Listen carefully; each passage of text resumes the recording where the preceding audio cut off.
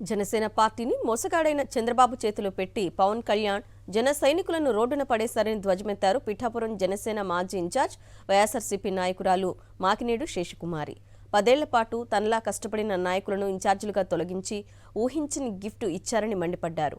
Janasena party నిర్మాణాన్ని నాదెండ్లకు అప్పగించి భ్రష్టు పట్టించారన్న శేషకుమారి పార్టీ కోసం అసలైన త్యాగాలు చేసింది పవన్ కళ్యాణ్ కాదన్నారు. జనసేన పార్టీ నిజంగా త్యాగాలు చేసింది జన సైనికులు, వీర మహిళలేనని తెలిపారు.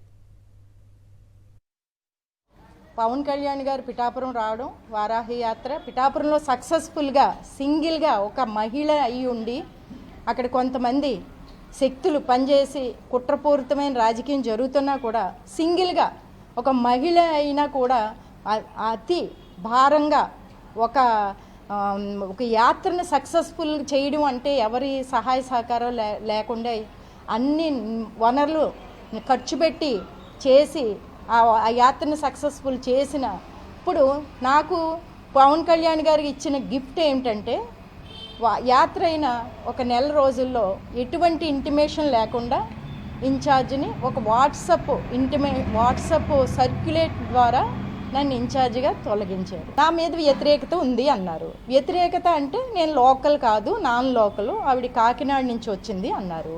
ఓకే, ఒప్పుకుంటాను. కాకినాడ సిటీ నా అత్తగారి ఇల్లు అయితే కాకినాడ రూరల్ నా పుట్టిల్లు, నేను పుట్టి పెరిగింది లేదు. నేను ఎక్కడ స్థానికత అన్నది పవన్ కళ్యాణ్ గారు ఇప్పుడు పిఠాపురం స్థానికుడు కాదు, ఉదయ శ్రీనివాస్ స్థానికుడు కాదు.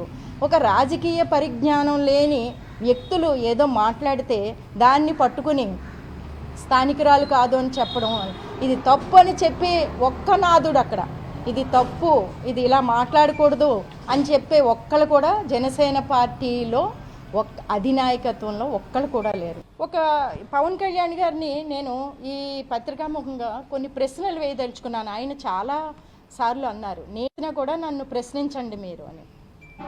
మీరు తప్పులే చేశారు. మీ పార్టీ ప్రతిష్టాపంగా నిర్మాణమే తప్పు. మీ పార్టీకి జన సైనికులు ఉన్నారు, ఎక్కడ వచ్చేస్తున్నారు, జన సైనికులు నా చరిష్మాతో వచ్చేస్తున్నారని మీరు అనుకున్నారు తప్ప మీరు పార్టీ నిర్మాణంలో ఒకే ఒక వ్యక్తికి అప్పచెప్పి అతను ఏం చేస్తున్నాడో అన్నది కూడా మీరు చూడకుండా పార్టీని గాలికి వదిలేశారు.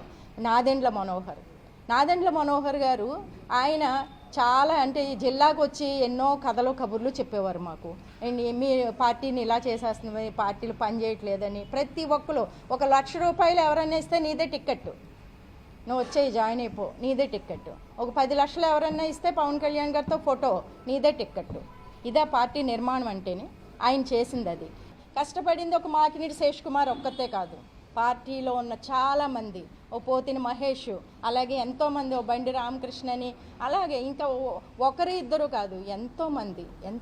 ఈరోజు ఎవరు చెప్పుకోలేక, బయటకు వచ్చి మాట్లాడలేక ఎన్నో విధంగా అంటే ఆస్తులు కోల్పోయాం, విలువైన సమయాన్ని కోల్పోయాం, ఒక మంచి లైఫ్ని, బ్యూటిఫుల్ లైఫ్ని కోల్పోయాం. అంతా కలిసి మీరు అంటున్నారు 10 సంవత్సరాల నా త్యాగం, 10 సంవత్సరాల దశాబ్ద కాలం నుంచి నేను పార్టీని మోస్తున్నానని. ఎవరు మోసారండి? పార్టీని మీరు మోస్తున్నారా?